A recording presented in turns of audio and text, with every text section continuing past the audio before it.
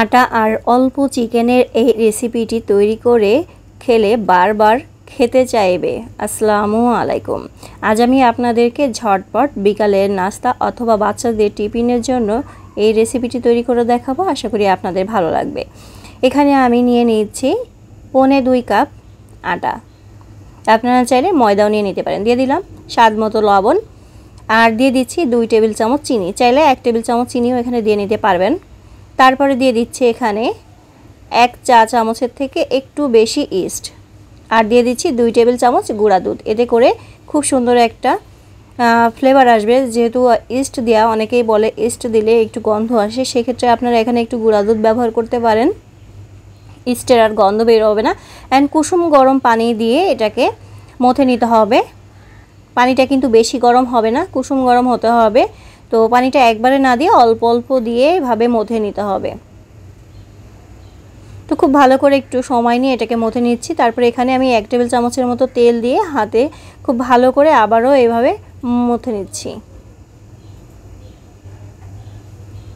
তো এটা মথে নেওয়া হয়ে গিয়েছে। এখন হাতে আবার একটু তেল লাগিয়ে উপর দিয়ে দিচ্ছি, যাতে করে উপরের পাটটা ড্রাই না হয়ে যায়। এখন এটাকে ঢেকে রাখবো 40 মিনিটের জন্য। হাতে বেশি সময় থাকলে আরও বেশি সময় ধরে রাখতে পারেন। তো এদিকে এখন আমি পুরটা তৈরি করে নেব। তার জন্য চুলার একটি কড়াই বসিয়ে দিয়ে সামান্য পরিমাণে তেল দিয়ে দিলাম।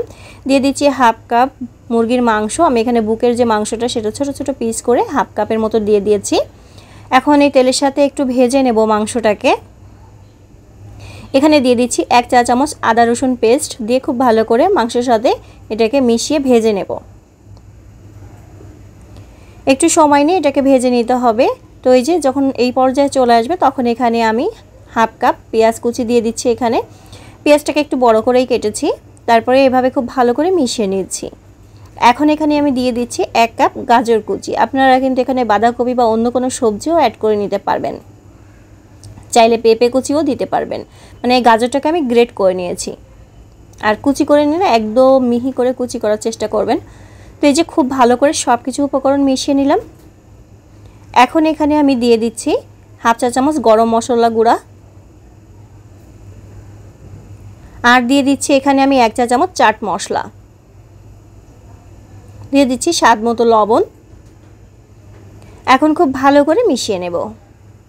খুবই কম মশলায় এটাকে ভেজে নিতে হবে। এখানে কিন্তু আমি অন্য কোনো হলুদ বা মরিচের গুঁড়াটোড়া কিছুই ব্যবহার করছি না, বা জিরা গুঁড়াটোড়া কিছুই ব্যবহার করব না। খুবই অল্প উপকরণ দিয়ে এটা তৈরি করে নেব। দিয়ে দিচ্ছি 1 চা চামচ গোলমরিচের গুঁড়া দিয়ে খুব ভালো করে মিশিয়ে নিচ্ছি। এখন এখানে দিয়ে দেব 1টা কাঁচামরিচ কুচি। আপনারা চাইলে কাঁচামরিচের পরিমাণটা কিন্তু বাড়িয়ে দিতে পারেন। যেহেতু আমার ছেলে মেয়ে খাবে সেই জন্য আমি মরিচের পরিমাণটা কম দিয়েছি। আপনারা চাইলে বেশি করে দিয়ে নিতে পারবেন। তো এটা হয়ে গিয়েছে, নামিয়ে এক সাইডে রেখে দিচ্ছি। 40 মিনিট পরে এটা কিন্তু অনেকখানি ফুলে গিয়েছে, দেখতেই পাচ্ছেন। তো এখন আবারও হাত দিয়ে একটু ভালো করে মথে নিচ্ছি।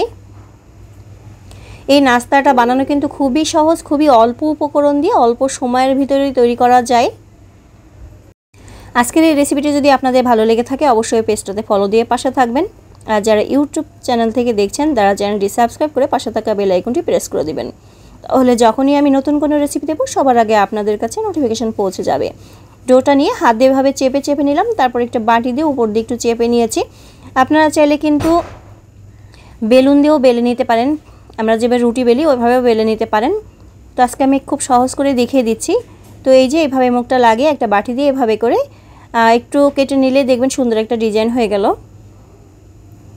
খুব ঝামেলা ছাড়াই আপনারা এই নাস্তাটি এভাবেই তৈরি করে নিতে পারবেন। চাইলে এভাবেই সবগুলো নাস্তা তৈরি করে নিতে পারবেন। চাইলে একটু কিভাবে করি সেটাও একটু দেখিয়ে দিচ্ছি। মানে একটা লেচি কেটে এভাবে পুরোটাও করে নিতে পারেন, অথবা ছোট ছোট এভাবে লেচি কেটে হাতে একটু তেল নিয়ে একটু চেপে দিয়ে তারপর বাটিটা দিয়ে একটু চেপে দেবেন।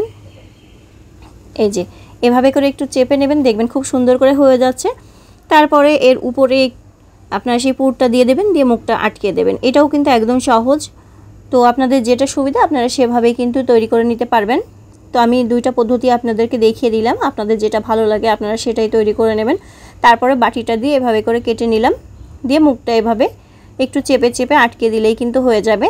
তো একইভাবে আমি সব নাস্তাগুলো বানিয়ে নেব। আর বানানোর সময় মুখটা একটু চেপে দিতে হবে, তা নাহলে ভাজার সময় কিন্তু খুলে যেতে পারে। তো এদিকে চলার পরে কড়াই বসিয়ে দিয়ে তেল দিয়ে দিয়েছি, তেলটাও গরম হয়ে গিয়েছে। এখন নাস্তাগুলো এক এক করে দিয়ে দিচ্ছি। তো এই যে একবার যখন গরম হয়ে যাবে তখন উল্টিয়ে পাল্টে এটাকে ভেজে নিতে হবে। চুলার আঁচটা মিডিয়ামে রেখে এটাকে ভেজে নিতে হবে। আর খুব ভালো করে আপনাকে মুখটা লাগিয়ে নিতে হবে, তা না হলে কিন্তু ভাজার সময় দু একটা খুলে যেতে পারে। তো মুখটা যদি ভালো করে লাগানো না হয় সেক্ষেত্রে কিন্তু একটু পুরটা বেরিয়ে যাবে দু একটার। এটা আসলে তেমন কিছুই না, এমনি দুই একটা হয়তো বা এরকম হবে, সবগুলো হবে না। তো এই যে নাস্তাগুলো হয়ে গিয়েছে, আমি উঠিয়ে নিয়েছি। দেখতেই পাচ্ছেন নাস্তাগুলো কতটা সুন্দর হয়েছে আর খেতেও অনেক মজার হয়েছে। দেখতেই পাচ্ছেন সবগুলোর মুখ কিন্তু খুলে যায়নি, দু একটা হয়তো বা খুলে যাবে মুখ যদি ভালো করে লাগানো না হয় সেক্ষেত্রে। ভিতরটা কতটা পারফেক্টভাবে তৈরি হয়েছে দেখতেই পাচ্ছেন। আশা করি আজকের এই সহজ নাস্তা রেসিপি আপনাদের ভালো লাগবে।